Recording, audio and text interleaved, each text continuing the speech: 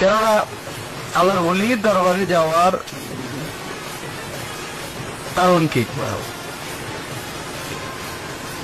আমি যদি ঘরে বসে আল্লাহ রাব্বুল আলামিনের দরবারে ফরিয়াদ করি, আল্লাহ রাব্বুল আলামিন কি সেটা শুনতে পান না?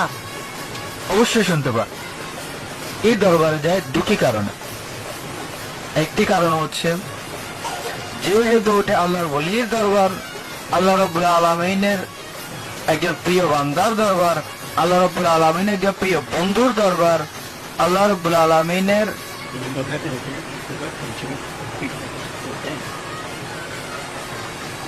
মকবুল বান্দার দরবার। কাজেই সেইখানে আমাদের যে দোয়া, সেই দোয়া কবুল হওয়ার সম্ভাবনা অনেক বেশি আমার ঘরের চাইতে। এটি হচ্ছে একটি কারণ, যে কারণে শাহেদ আলী চৌধুরী সাহেব বলেছেন যে থ্যালাসেমিয়া রোগী